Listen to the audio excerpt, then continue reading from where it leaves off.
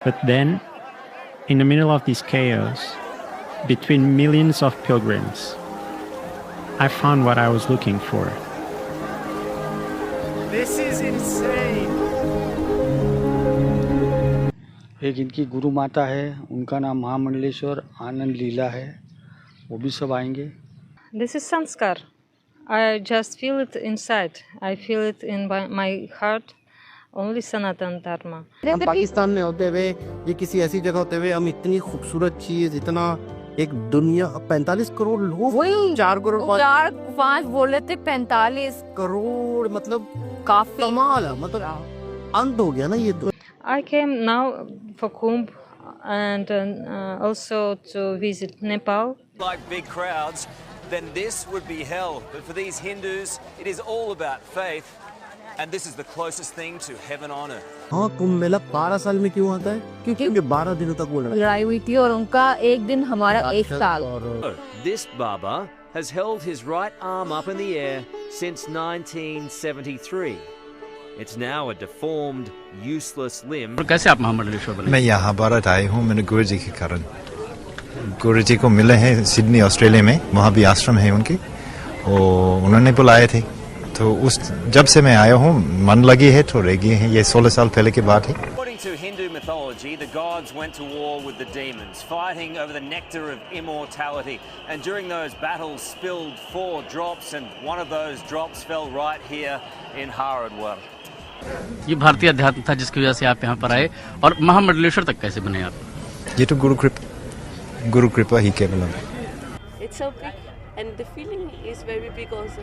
You just when you go over the bridge, even in your car when you arrive. Jamais arrêté, n'a jamais eu d'interruption, contrairement aux autres civilisations antiques. Et cette civilisation. अभी आपका नाम जसराज जी महाराज, इसके पहले आपका क्या नाम होता था? वो तो गए हैं गंगा जी में स्नान किए हैं, वो चले गए हैं, वो बे बंगाल में पड़े हैं किसी जगह पे, मुझे भी पता नहीं, आपको भी पता नहीं क्या।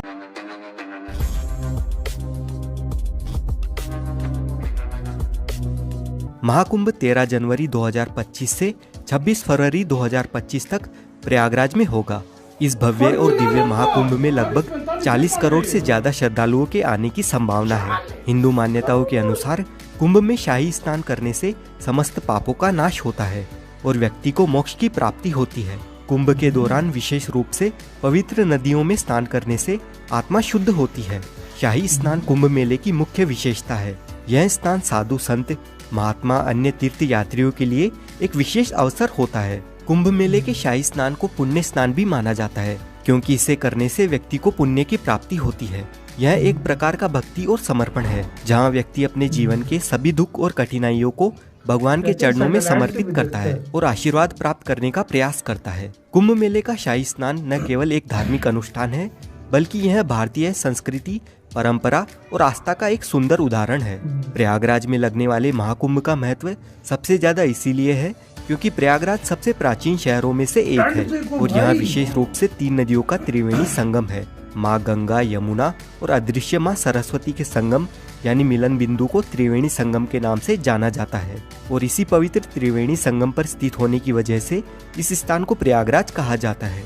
पौराणिक ग्रंथों के अनुसार प्रयागराज तीर्थराज है, यानी सभी तीर्थों का राजा। प्रयागराज में प्रतिवर्ष माघ मेला, हर 6 वर्ष में अर्ध कुंभ मेला और हर 12 साल में महाकुंभ का आयोजन होता है। तो दोस्तों, अगर आप भी 2025 के महाकुंभ में आना चाहते हैं तो आपको इस वीडियो में महाकुंभ के बारे में संपूर्ण जानकारी मिलेगी, जैसे आप प्रयागराज महाकुंभ 2025 में कैसे आ सकते हैं, महाकुंभ में रहने की और खाने पीने की क्या क्या सुविधा उपलब्ध रहेगी, एकदम सस्ते में आप कहां पर रुक सकते हैं और टेंट बुकिंग कैसे कर सकते हैं। साथ ही महाकुंभ के अलावा प्रयागराज में आप एक दिन में कहां पर घूम सकते हैं, शाही स्नान की तिथियां कौन सी है और महाकुंभ में घूमने का कितना खर्चा आएगा, ऐसी कंप्लीट इन्फॉर्मेशन आपको इस वीडियो में मिलेगी।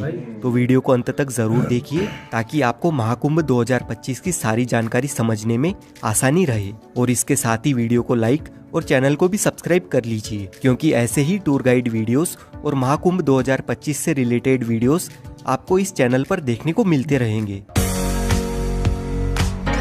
इस बार का ये महाकुंभ 45 दिन तक चलने वाला है, यानी कि हर दिन यहाँ पर आपको 3 से 4 करोड़ लोग देखने को मिल सकते हैं। और इतने सारे श्रद्धालुओं के लिए महाकुंभ मेला क्षेत्र को 25 अलग अलग सेक्टर्स में बांटा गया है। और इतने सारे लोग एक ही जगह पर गंगा स्नान तो नहीं कर पाएंगे, इसलिए 7 पक्के स्नान घाट भी बनाए गए हैं। और साथ ही कुंभ मेले का क्षेत्रफल 3200 हेक्टेयर से बढ़ाकर 4000 हेक्टेयर किया गया है, जहां पर कल्पवासियों के लिए तंबू बने हुए हैं। और यहां पर मेले के दौरान कई कथावाचक मौजूद होंगे जो कि कथा करेंगे।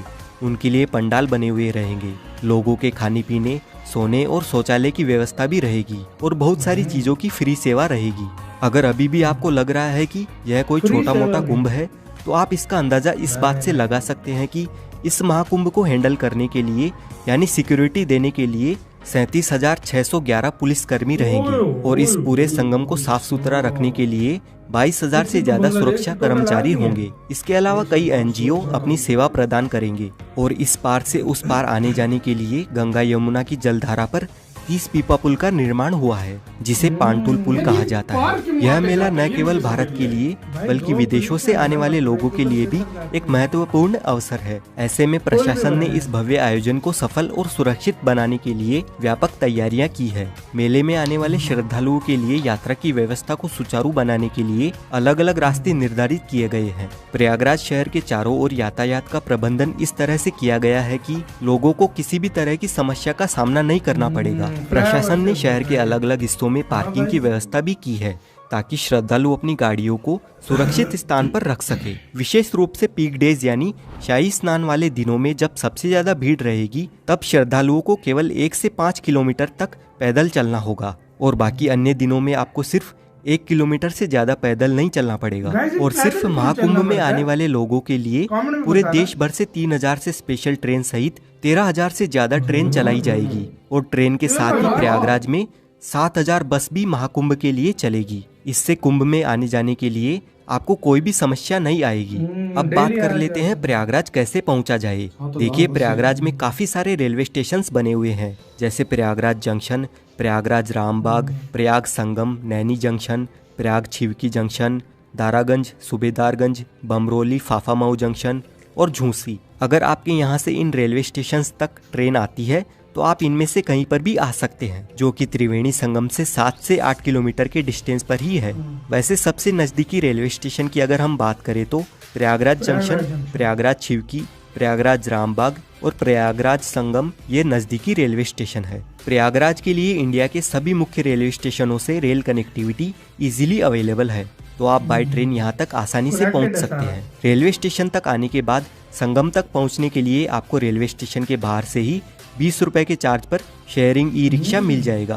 प्रयागराज पहुंचने के बाद सबसे जरूरी बात रहती है यहाँ पर रहने की क्या सुविधा है और टेंट बुकिंग कैसे करें। तो अगर आप टेंट बुकिंग करना चाहते हैं तो आप ऑनलाइन इन 6 में से किसी भी एक वेबसाइट पर जाकर बुकिंग कर सकते हैं। सिर्फ इन 6 कंपनियों को ही यूपी सरकार की ओर से महाकुंभ में टेंट लगाने का टेंडर मिला है, तो आप गूगल पर किसी भी अन्य वेबसाइट से टेंट बुक ना करें। इसके अलावा आप अपनी सुविधा के अनुसार IRCTC के टेंट भी बुक कर सकते हैं। इन टेंट सिटी में टेंट बुकिंग के लिए आपको एक से बढ़कर एक पैकेज मिल जाएंगे। अगर आपका बजट अच्छा खासा है तो आप कोई भी पैकेज सिलेक्ट कर सकते हैं, जिसमें आपको रेलवे स्टेशन से या एयरपोर्ट से पिकअप और ड्रॉप की फैसिलिटीज के साथ ही लंच डिनर तक की फैसिलिटीज भी मिल जाती है। लेकिन इन टेंट के चार्जेस की शुरुआत एक दिन के लिए 10,000 रुपए से लेकर 80-90 हजार रुपए तक है, जिनमें सेमी डिलक्स, डिलक्स और लग्जरी डिलक्स कॉटेजेस शामिल है। और वहीं डॉर्मेट्री के लिए 1500 रुपए पर पर्सन के चार्जेस हैं,